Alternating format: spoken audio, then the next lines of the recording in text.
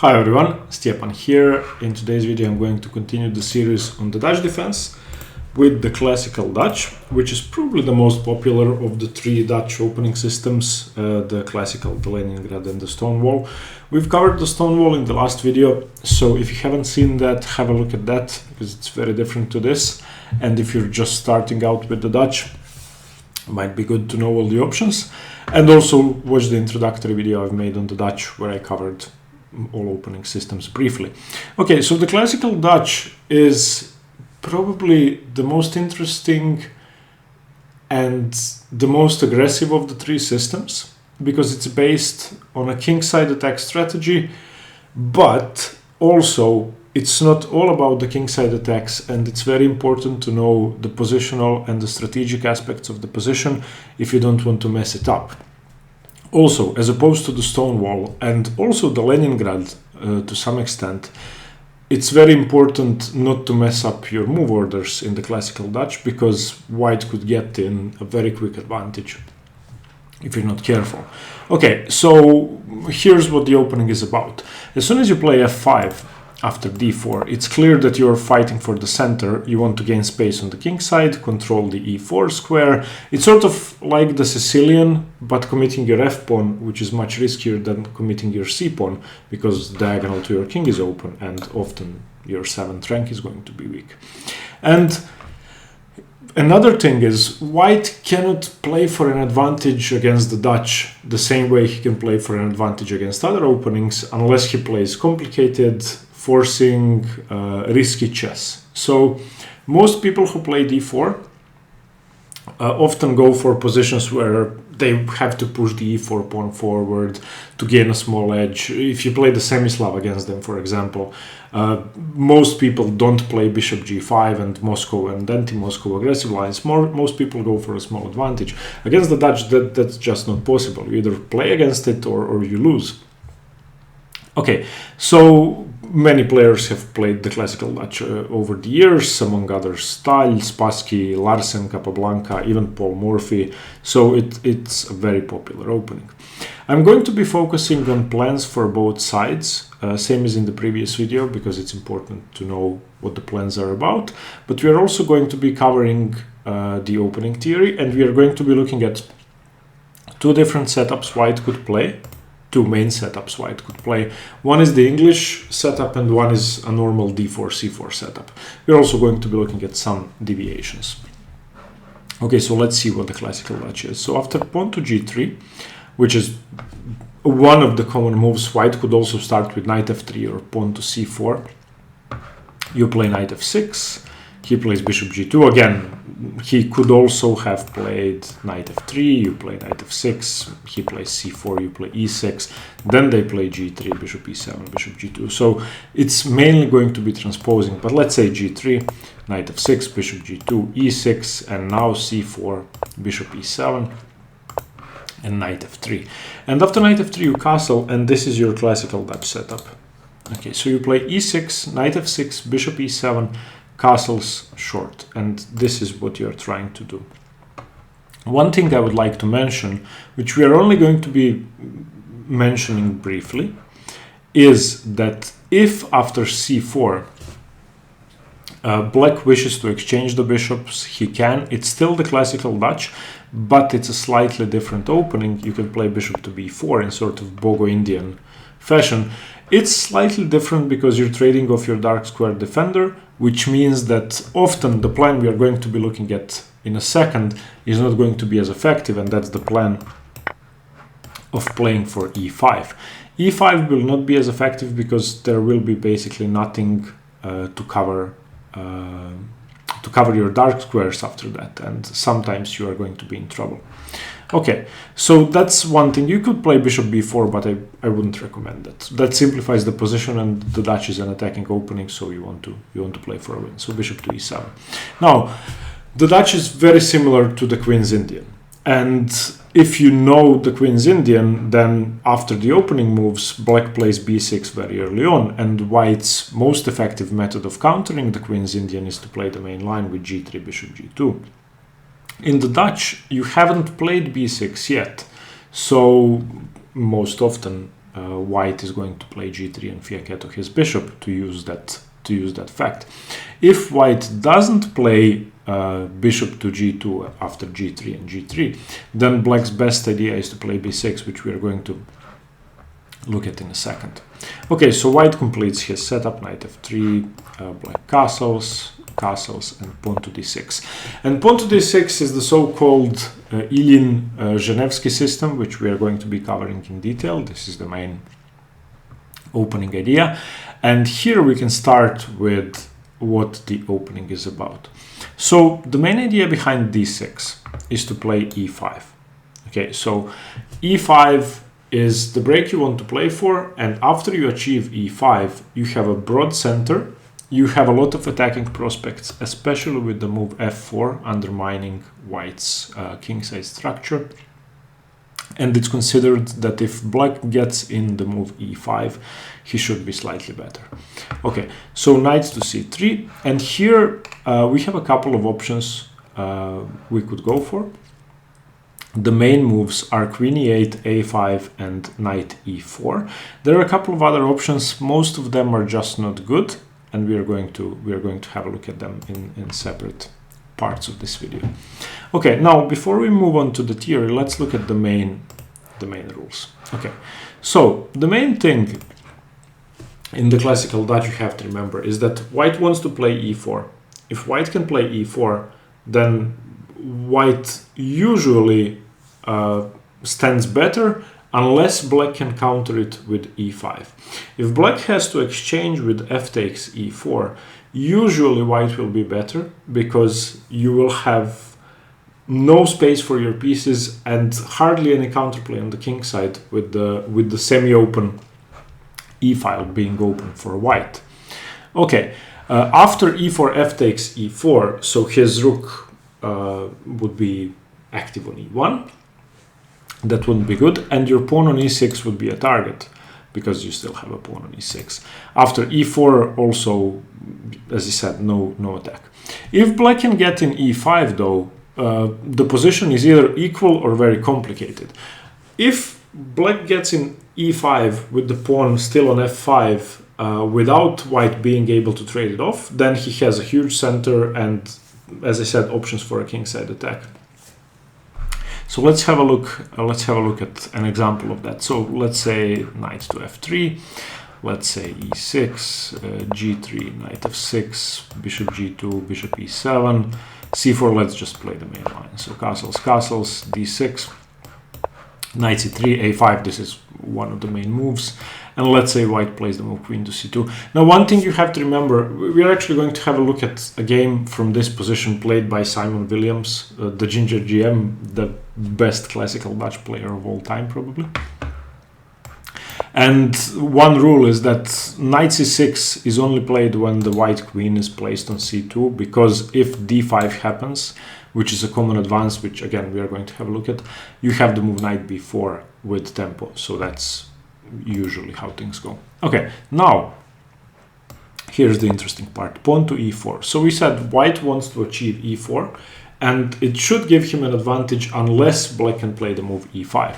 Now there is a Simon Williams game with pawn to e5 which I've analyzed. This is Bjarnason versus Williams from 1999, so he was really young, and after e5 the bishop is open. That's the main point. The c8 bishop can enter the game, and also the knight has the option, as well as going to b4, it could also be coming to d4 if an exchange happens. So that's it. Okay, and now white has a couple of options. I've analyzed a very interesting move, e takes f5, which wasn't played in the game played by Simon Williams. And if after e takes f5, you have a couple of options. You can play knight b4 attacking the queen, or you can play e4 attacking the knight and then taking the f5 pawn. I think knight to b4 is better, but white should still hold an edge. After e4, knight takes e4, of course. You don't have bishop f5 because they take on f6 with tempo, with check. So knight takes e4, queen takes e4, bishop takes f5, let's say queen to e2, and let's say queen to d7. And in this position, white should be slightly better. I don't see anything for black. However, after e takes f5, knight b4 is a bit more interesting, and after queen e2 this is complete chaos. So bishop f5, d takes e5, and now the madness starts. You can play bishop d3, sort of winning the exchange, but after e takes f6, bishop to e2, f takes e7, queen takes e7, it's complete madness on the board. And again, white should be slightly better, but very complicated. Now, what used to be theory, or what I think was the response after e5, was d takes e5.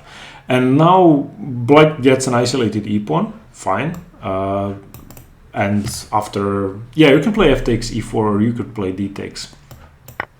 After f takes e4, the position is supposed to be equal, but I'm not really sure.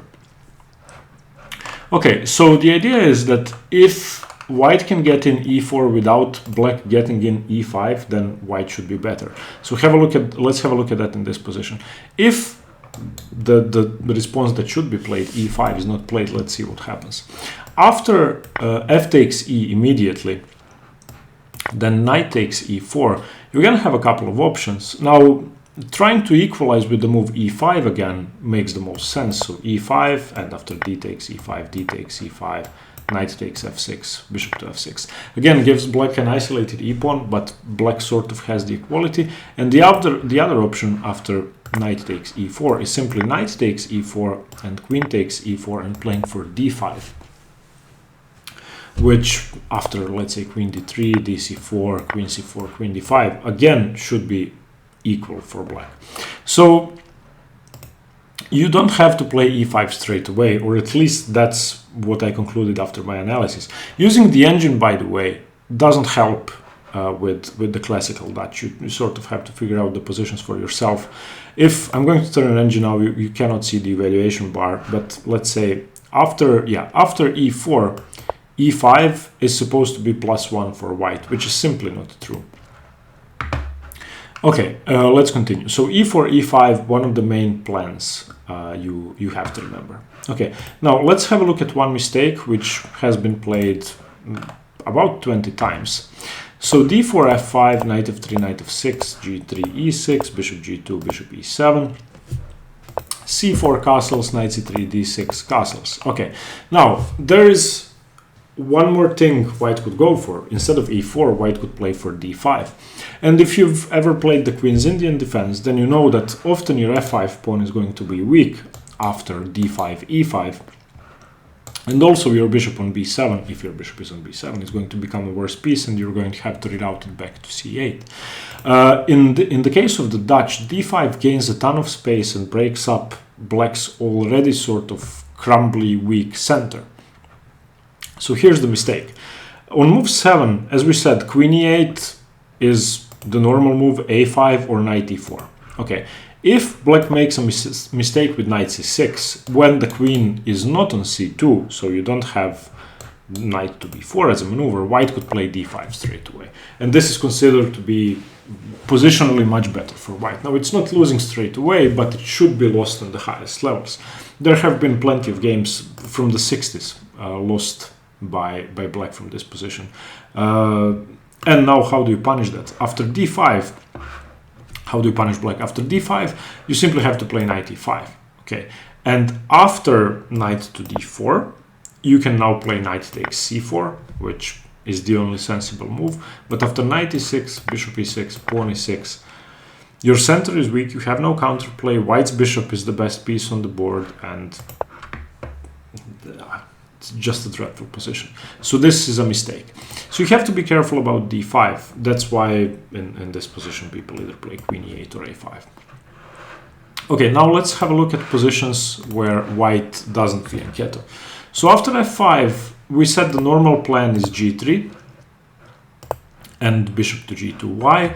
Because this bishop is bad, and the only way for it to develop normally in standard positions is to play the move e5, and that way your bishop gets open because you have a pawn on e6. So this is the classical Dutch, and unless the bishop gets to b7, or unless the pawn on e6 is advanced to e5, then the bishop is going to be no good. Therefore, white most often fianchettos his bishop. If white doesn't fianchetto his bishop, which is perfectly possible, and plays a sort of normal d4, c4 setup, he would play against anything, then you can use the time to play the move b6. Let's say bishop f4, bishop b7, e3, knight e4. Okay, so white seemingly hasn't done anything wrong, but black is equal or more than equal. Why? Because your bishop is perfect, and you have best from both worlds of the Queen's Indian defense and the Dutch defense. Not that white is lost, but black has equalized easily. So one rule you have to remember, whenever white doesn't fianchetto with g3, bishop g2, play b6, bishop b7, transpose to a Queen's Indian setup with pawn on f5. Okay, now, probably the most interesting part of the classical Dutch is going for a kingside attack. Now, as I said, it's not all about the kingside attack, but knowing when to strike is very important, and knowing the tactical patterns is very important. So I would advise you to go to chessgames.com, type in Simon Williams ECO code A96, black wins. All Simon Williams games in the classical Dutch that black won is going to be very instructive. You can also have a look at other players, but he is my favorite one. Okay, so let's see what's going on. Let's start from the main position of our starting classical Dutch. So again, 3 moves are possible. We are going to have a look at the move Queen E8, which is the main move and the most aggressive move for the moment. Okay, now the first thing I would like to mention is the ideal placement of the black pieces for an attack.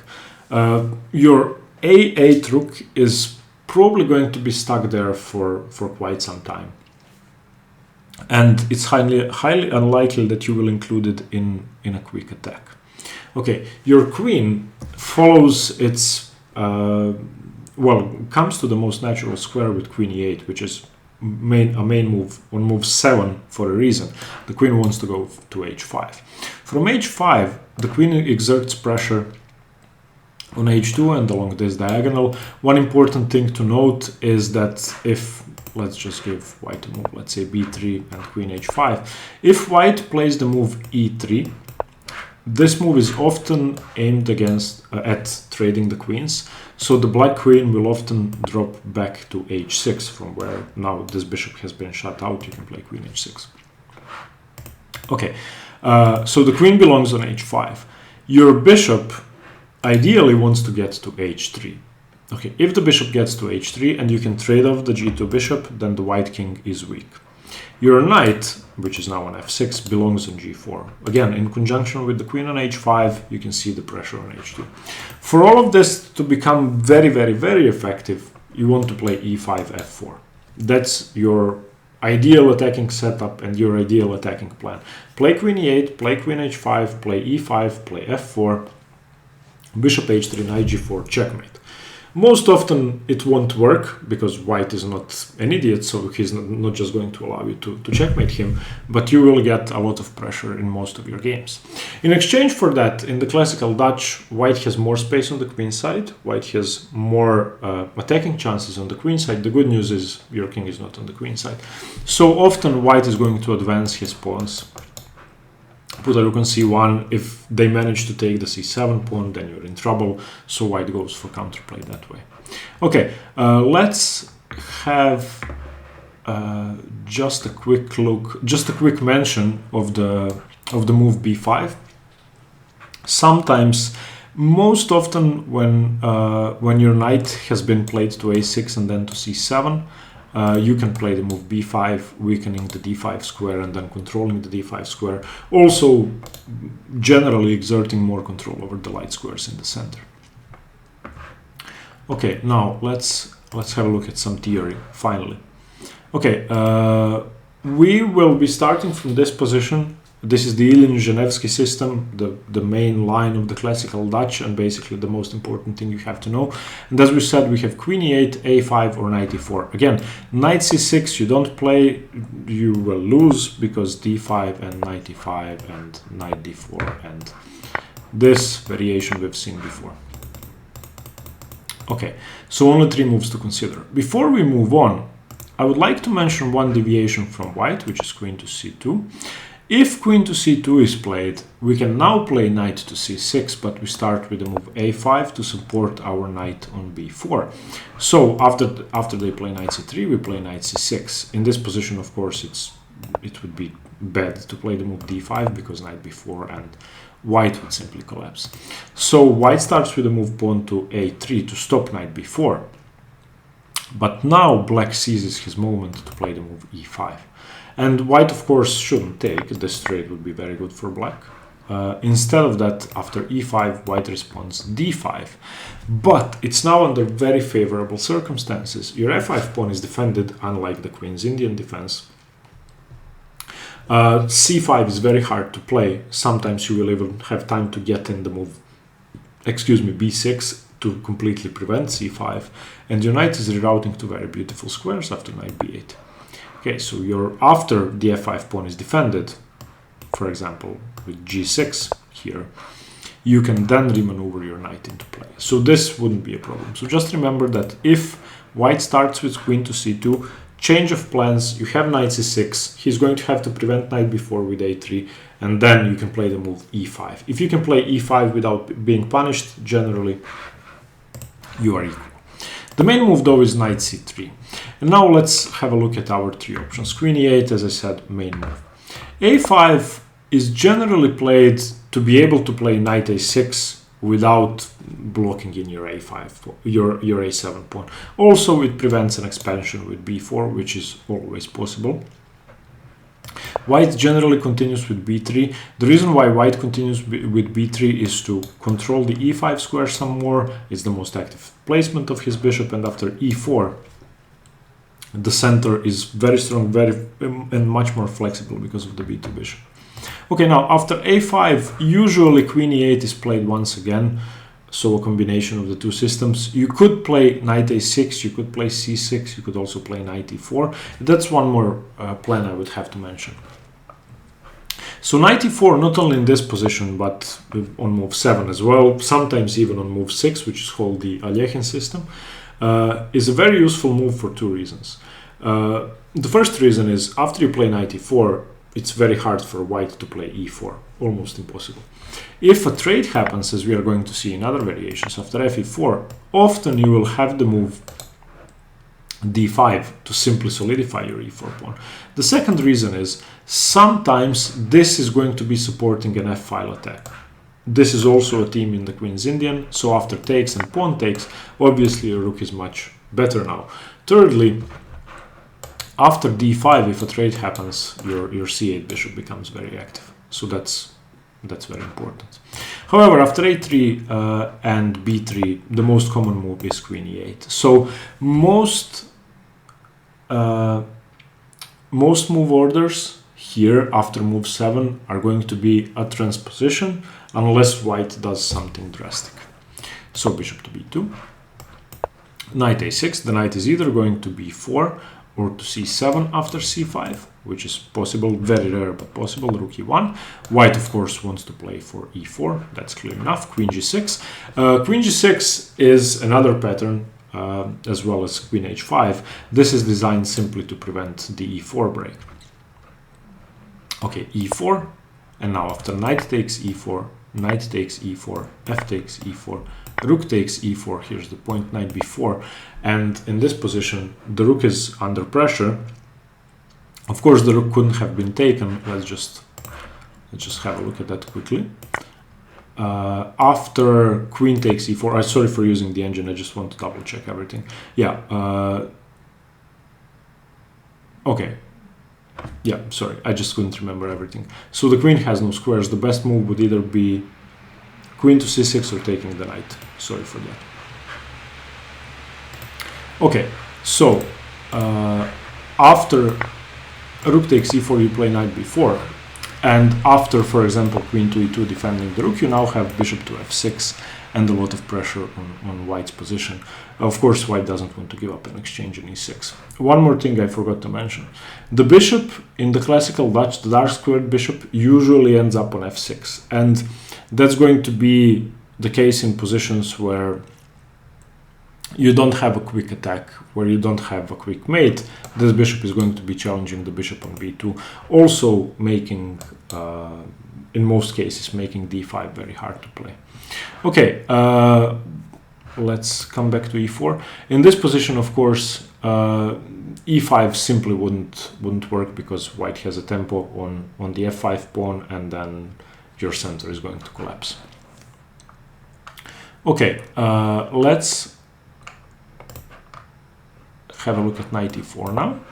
So knight e4 is the third most common move, and there are a couple of options for white. The main move and the best move is queen to c2. This is simply designed to provoke knight takes c3 and to stop any opening of the f file and to make sure you can have the move e4 later on. So queen to c2 is by far the strongest, because now if black does nothing, then of course you're going to take and win a pawn. If black plays d5, then the e5 square is just terminally weak, and you have a bad version of the stone wall.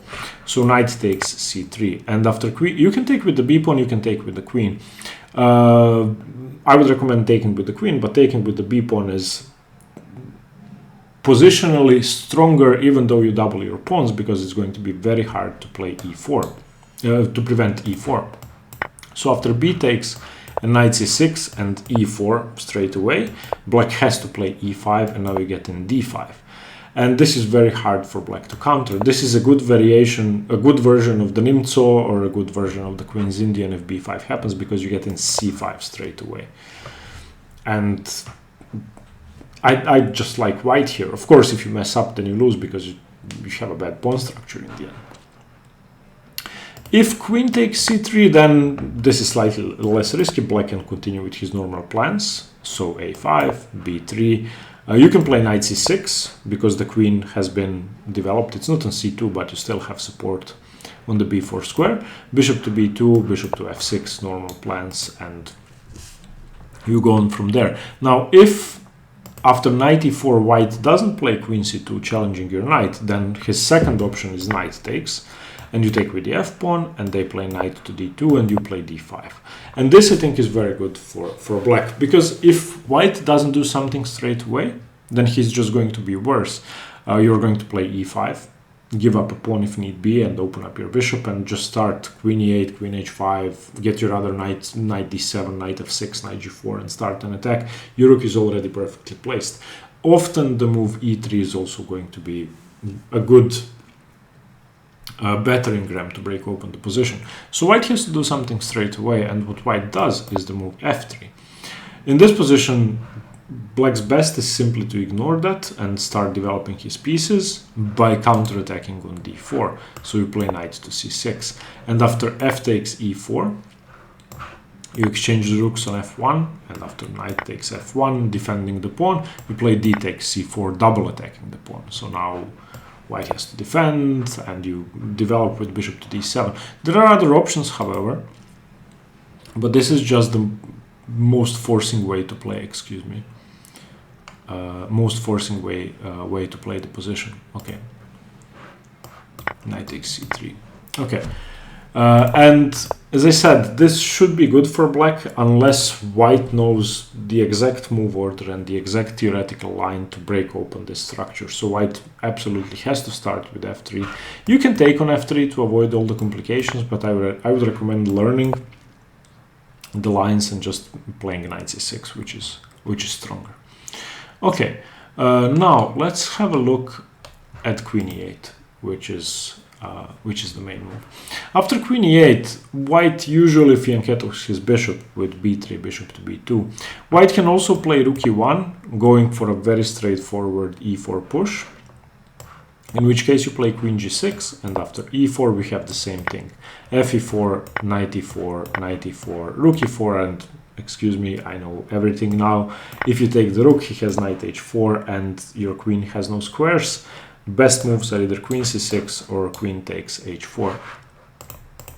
So instead of that, you can continue with knight to c6. The threat is knight to b4, and after queen e2, you play bishop to f6. Your pawn is defended by the bishop, and everything is fine. So that happens if rook e1.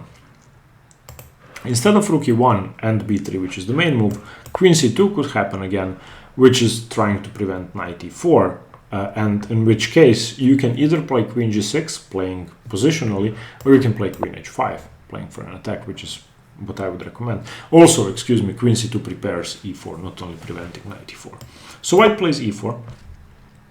And as we said, if white gets in e4 and you can get in e5, you should get in e5. That's the only way to prevent white from grabbing an advantage and making this bishop, well, strong. So e5.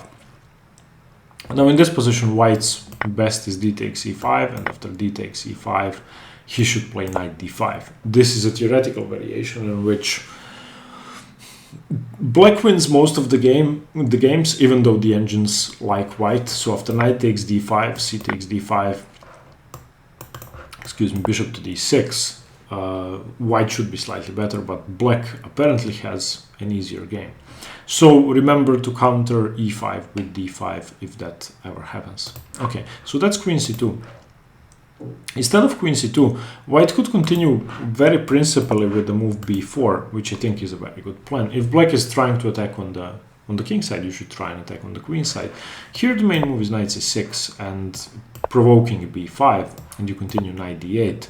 And in this position, I mean, I just like white. This is so much space that black's attack will have to be really quick. The engine, I just turned on the engine. The engine gives this as plus 0.7, which is very rare considering that engines like space advantage. But only 4 games played from this position on the highest level, or all 4 games won by white. So b4 is a very interesting idea, which you could go for after queen e8, but that's all going to be very rare. The main move is pawn to b3, and this is what you will be seeing in most of your games. Okay, so let's talk about this position for a while. So the white's main aim is to play e4, and very often is going to be worth investing time thinking about preventing e4 and thinking about the consequences of e4 if e4 happens. Most players with white who know how to play against the Dutch are going to know about this. And often you have an option of playing f4 against e4. So that's something you have to remember. And if the bishop is on b2, that becomes more effective because there's no bishop takes f4. f4 does 2 things. Firstly, after e4, f4, the center is closed, and since you're trying to play on the king side, you want the center and the queen side to be closed. So that's good for you. The second thing, after you play f4, that's going to make the structure in the center and on the king side very fixed, which means you will have a freer hand on the king side for an attack. So that's good. Okay. Yeah, so e4 is what white wants to do. You can sometimes counter it with f4. The other thing you can do is, as we said, play knight e4, simply preventing that. And yeah, other than that, if e4 happens, you're going to have to live with it. Okay, now let's continue with queen e8. So after queen e8, b3, the main move is a5, preparing knight a6, knight b4. White plays bishop to b2. And now I would recommend knight e4 in this position as the best move. This is normally good for black because it holds up e4, as we said, and normally white will have to play queen c2 to put pressure on the knight to force it to go away. And also, black has less space. So whoever has less space wants to trade off minor pieces. It's inevitable that the knight on e4 is going to be traded off. Whether white takes or whether black takes doesn't matter. If you have less space, you want to trade off the minor pieces. Also, this bishop, which is now on e7, usually comes to f6. You have to move the knight to get the bishop to f6. So there are 3 good points to playing knight e4. So play knight e4. As we said, a couple of options for white from this position. He could play queen c2. He could play knight takes e4. Knight takes e4 is probably best. And after f takes e4, d5, and the same thing with pawn to f3. So those are your options. Before we finish, I'm going to show you what to do against the English setup, and we are going to have a look at a very, very quick game played by Simon Williams very recently and against a very strong player. Okay, so what if white plays the English, or more precisely, not only starts with the English, but actually plays the English setup? So g3, e6, bishop g2, bishop e7, d3, normal English setup. Now, with d3, one thing is clear. White is not preventing e5. And often you will get in e5 very early on. Now, if you know that your opponent is an English player, it's worth playing without e6 and then playing e5 in one move. For example, here, if you hadn't played e6, if you'd, I don't know, castled instead of e6, then you could have played e5 in one move, which would have been beneficial. But white has other ideas. d3 supports the move e4, and this can be very hard for black center to withstand. And with pawn on d3, with the English setup, this is almost impossible. Okay, the other thing is, since the c4 pawn is defended, it's much easier to advance the queenside pawns and to wreak havoc on the queenside. Also, sometimes this bishop has the e3 square to exert pressure along this diagonal. Sometimes, as is often a plan in the English, rook b1, a3, b4, b5, and not checkmate on the queenside, but winning on the queenside. The good thing for black is that he does the same thing he would do against a d4, c4 setup. He wants to play e5, open up his bishop. If there's no fianchetto, he wants to play b6, bishop b7. He wants to play short castles, queen e8, queen h5, knight g4, bishop h3, and checkmate. e5 is less risky, but it's more risky at the same time. I don't know how to put that. Because white will have much more initiative on the queen side. The thing is, in the English setup, the knight usually does belong on c6 because d5 cannot be played. The pawn is on d3, and you have two squares to use. Since the pawn is on d3, the queen is not defending d4. So sometimes that's going to be useful. Yeah, one more plan, which becomes effective. A bit more effective when the pawn is on d3 is playing h6, g5. Sometimes that's going to be useful as well. So against the English setup, don't do many things differently. It's pretty similar. Just remember that the knight can and should be developed to c6, and that you have a g5 idea, which not that it cannot be played against d4, c4, but it's far less risky, while white doesn't have a strong center. Now, okay, the game I would like to show you is Radoslav Wojtaszek is white, 27-21 at the time of the game. Simon Williams, Ginger GM, is black, 25-20. So a 201 ELO rating point difference. The game was played in the French Team Championship 2001. After d4, e6, knight f3, f5. Yes, one thing I should mention. e6 is an invitation to the French if white wants to do it. If white plays e4, if you're playing against a d4 player, then they're not going to do it. And e6 avoids a ton of problems black could be facing, a ton of anti-Dutch systems, such as e4 or g4 and other gambits. So by starting with e6, you avoid all of that, and after knight f3, f5, you reach the same position. So if you played the French against e4, play e6 on move 1.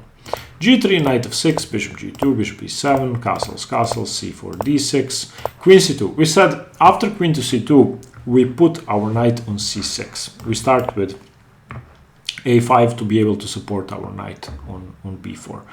White plays knight c3, we play knight c6. Now d5, of course, doesn't work. You could also play knight a6, but knight c6 is better. b3, e5. Okay, striking in the center straight away. D takes e5, D takes e5. Rook d1, gaining a tempo on the queen, but the queen wants to go to e8 anyway, so not a big issue. Knight to b5. which is a good move, putting pressure on c7. And now this is what the classical Dutch is about. You need to have nerves of steel. Now, if I'm playing black, I'm thinking, oh, he's going to take my c7 pawn. What do I do? What do I do? Simon Williams is thinking, oh, nice, he's going to take my c7 pawn. I have time to checkmate him. So he plays queen h5. Okay, Radoslav Wojtaszek takes. I take c7. And remember how to open the bishop.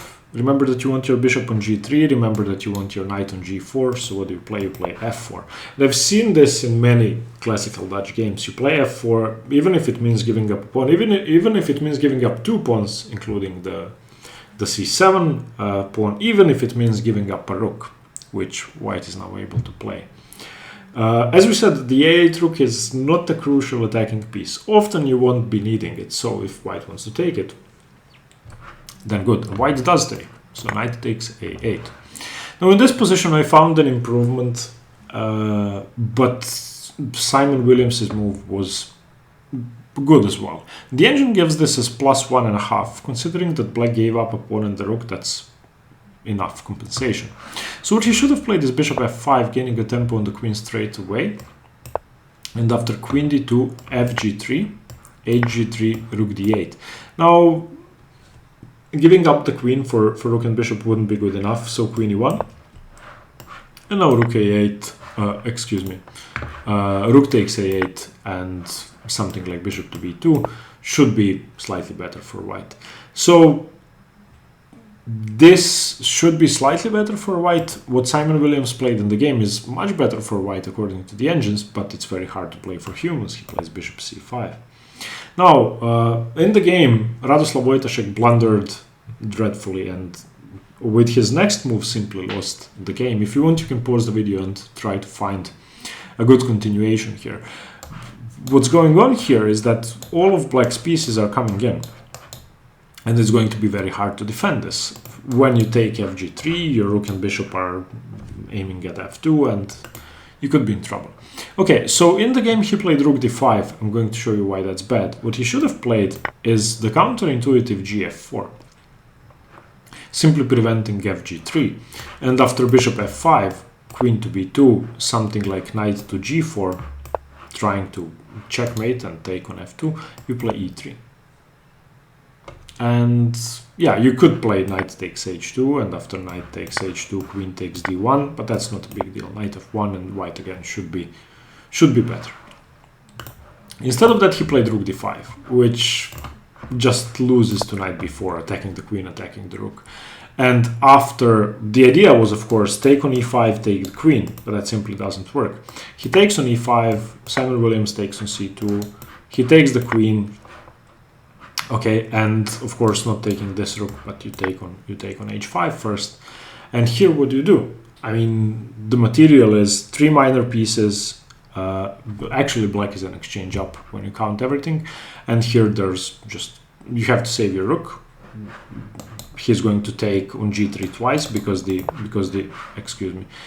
f pawn is pinned and just everything is crumbling. After rook b1, you take, takes, and rook b2 was played in this position. Simon Williams played bishop f5, and Wojtaszek just resigned.